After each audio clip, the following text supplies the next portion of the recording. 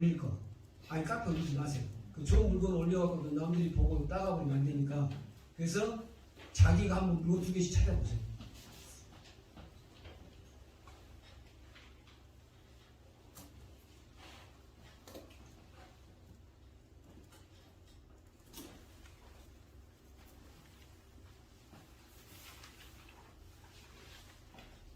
그 다음에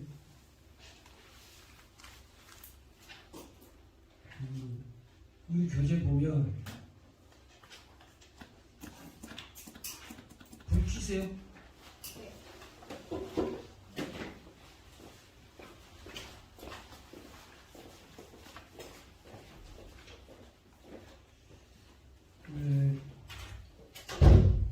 거기 페이지 12페이지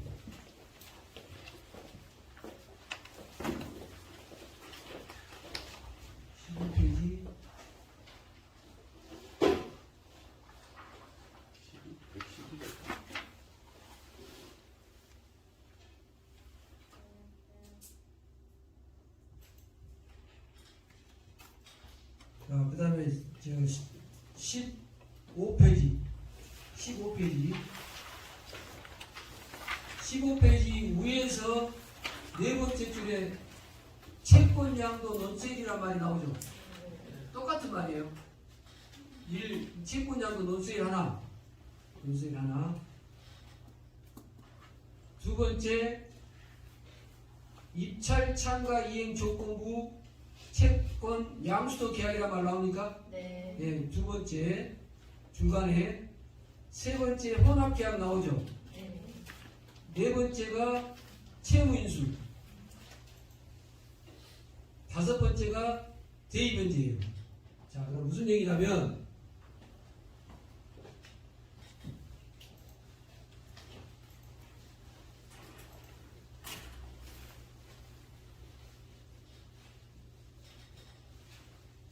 무슨데 다 같이 건강대 숙제 한번 해보시기 바랍니다.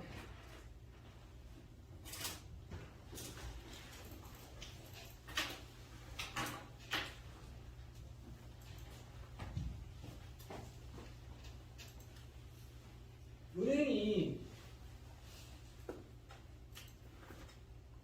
건재권을 가지고 있는데,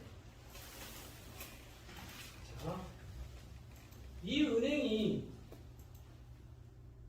개인한테는 자연인이나 법인인 금융권이 아닌 개인한테는 논세율을 안 해요. 뭘 안 하다 같이? 논세율이 뭐라고 했습니까? 채권 양도. 논세율이 뭐다 다 같이? 채권 양도. 이거를 한다 안 한다? 안 한다. 논세율 안 합니다. 그러니까 은행한테 가가지고 유주도가 회사도 얻은 데도 갖고 내가 개인으로 논세율을 하고 왔습니다. 채권 양수 받으러 왔습니다. 그러면 한다 안 한다? 안 한다. 그런데 이게 개인이면 개인한테 논세율 한다 안 한다? 한다. 개인과 개인 간에는 논세율이 돼요. 논세율. 그러니까 내가 이 NPL을 매입해오고 싶은데 은행이 논세율을 팔아 안 팔아? 안 팔아. 그래서 은행이 시중에 논세율로 파는 사람이 누구냐 하면은 NPL 대부법이라는 게 있어요. 무슨 법이 다 같이? 금융감독원에 등록되어 있는 자본금 5억 이상 대부업체를 NPL 대부법이라고 해요. 그러니까 대부법이 두 개가 있어요. 지방자치단체에 등록되어 있는 대부법인 돈 빌려주고 돈을 중개하고 대부 중개하는 그런 대부법인이 있고, 하나는 NPL 대부법인이 있어요. NPL을 사올 수 있는 사람, NPL을 사와서 채권 추심할 수 있는 대부법인이 두 개가 있어요. 그럼 내가 만나는 대부법인을 만났다. 예를 들어서 그러면 물어봐야 돼. 뭘 물어봐야 된다? NPL 대부법이십니까? 물어봐야 돼. NPL 대부법인이 아니면 논세를 사올 수 있다 없다? 없다. 논세를. 그러면 내가 이거를 논세를 사오고 싶어. 그러면 누구를 낄 수밖에 없어요? 대부분을 낄 수밖에 없지. 자, 아까 10억짜리를 5억까지 떨어졌는데 내가 이거 6억에 매입해 옵니다. 6억에 매입해 오면 A라는 은행으로부터 B라는 NPL 대부분으로 넘어오죠. 근데 돈은 누가 됐어요? 내가 됐잖아요. 예를 들어서 너 돈은 내가 됐죠? 그러면 내가 돈을 얼마를 냈습니까? 지금 10억짜리를 6억에 사오는데 6억을 됐잖아. 내 돈이 C가 돈을 됐죠? 그런데 지금 명의는 누가 앞으로 돼 있어요? B 앞으로 돼 있잖아요. 그러니까 B가 이거를 못 팔도록 C가 여기다가 질권을 설정해요. 순서. 뭘 설정한다?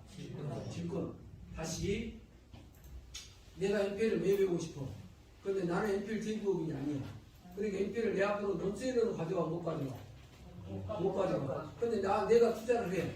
그런데 그러면 NPL 대부업을 끼워야 되잖아요. 중간에. 명의가 저당권이 NPL 대부업으로 넘어와. 근데 돈은 누구 돈으로 됐어? 내 돈으로 됐잖아요. 그럼 내 돈은 붕 떠볼 수가 있잖아요. 그러니까 내가 NPL 대부업인이 가져온 저당권에다 내가 뭘 묶어둔다? 질권을 묶어둔다. 그럼 저당권 돈이 다 내 돈이 되거든요. 그죠? 그럼 NPL 대부업인은 뭐만 운영해 주는 거예요?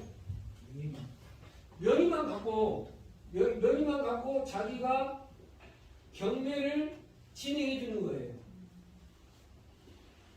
왜냐하면 질권자는 경매를 진행할 수 없으니까 저당권자가 경매를 진행해 주거든요. 예를 들어서. 그러면 이제 질권자는 배당이 목적이었다 한다면 뭐만 받으면 돼요?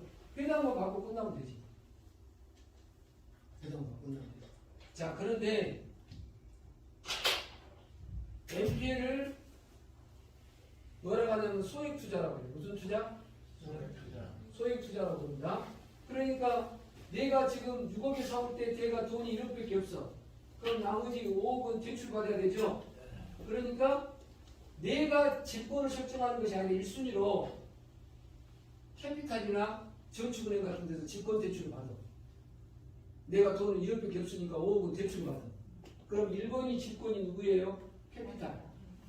그러면 나머지 돈이 또 남죠. 5억을 대출 받았으니까 채권 채굴가에 6억이라 한다면은 예를 들어서 4억이 남잖아요. 그럼 2번이 내가 질권으로 들어가는 내가. 지금 저당권 지금 누구 거예요? 전부 내 거잖아요. 전부 내 거잖아요. 응? 그죠? 응. 그러면 이제 NPL 대부업인은 자기 명의를 빌려주고 자기가 경매를 진행했죠. 그럼 나는 거기다 뭘 줘야 될까요? 수수료 줘. 수수료가 매입가에 이거는 강의 끝나고 얘기해줄게. 그런데 대부분 1.5%에서 2% 사이에 받더라고. 많이 받으면 3%, 5%. 그럼 1.6% 받는 회사가 있어. 우리 회사에. 그럼 2% 준다 하더라도 예를 들어서 6억이면 2, 60이 1200만 원이죠. 수수료가. 그 정도 주고 NPL 대부분 이용해가지고 사오면 돼요. 더 깊은 얘기는 나중에 할게요. 근데 아무튼 이제 일반적으로 아까 그 채권을 반만배 걸린 채권을 내가 매입하고 싶으면 나는 개인은 사온다 못 사온다? 못 사온다. 그럼 누구를 낄 수밖에 없다? NPL 대부분을 끼한다. 그런데 NPL 대부분 회사에 있다 없다? 있다. 그럼 그 법에 뛰한다. 근데 수수료 얼마 준다? 1.5%에서 2%. 1.5%에서 2% 주고 매입가에 1.5% 2% 주고 그 다음에 나는 내가 돈을 몽땅 다 투자했다 한다면 그 저당권에다 뭘 설정한다? 질권. 근데 내가 대출 받았다. 그러면 캐피탈이 질권 대출 1번 들어가고 내가 2번 들어가면 되지. 그죠? 그래갖고 돈을 다 갖고 오고 대신 이제 NPL 대부업인은 나한테 수수료를 1.5% 받으려면 언제 받아야 된다? 계약금 10% 받고 경매 다 끝났을 때 받지. 경매 다 끝났을 때. 이해 가시죠? 네. 이게 논세일이에요. 논세일. 논세일은 쉬워요. 논세일은 내가 사온 금액이 반만 배에서 배만 확실하면 돼. 그죠? 내가 5억에 사왔는데 5억이 배당이 확실하다. 그러면 매입할 수가 있지. 그런데 5억에 사왔는데 5억을 배당받으려고 매입한 사람은 아무도 없지. 이자 계산하고 그다음 기회부용 계산하고 그러면 5억에 사오면 얼마나 배당받아야 돼? 6개월 있다가 6억은 배당받아야 돼. 수익률이 20% 이상은 돼야지. 수익률이. 아무튼 그건 별로라고 지금 그 얘기를 하려고 하는 것이 아니라 은행에서 저당권을 사오는 것을 우리가 뭐라고 한다? 논세임. 그런데 은행이 판다 안 판다? 안 판다. 그래서 등장한 게 채무인수예요. 무슨 인수 나왔지? 다시 왜 채무인수란 말이 등장했는지 이해가시죠? 채무인수는 왜 등장했다? 채무인수라는 제도가 은행이 논세일로 안 파니까 개인한테 못 팔게 돼 있으니까 대부분 이용료 금융 이용자 보호에 관한 법률 제9조의 제3항에 나와요. 그 대부업법에 나와. 대부업법에. 그래서 내가 그 금융감독원에 전화를 해봤어. 예를 들어서 채무인수는 어떠냐고 물어보니까 그것도 내가 이 영상 끝나고 얘기해 줄게. 예를 들어서 아무튼 부정적인 시각이 있어. 그런데 그걸 하고 있어. 이거를 채무인수 방식으로 이제 논세일의 효과를 그대로 반영을 하더라고요. 아무튼 그런 걸 변론을 하고 그럼 채무인수라는 게 뭔지 볼게요. 이미지만 잡아볼게요. 은행이 채권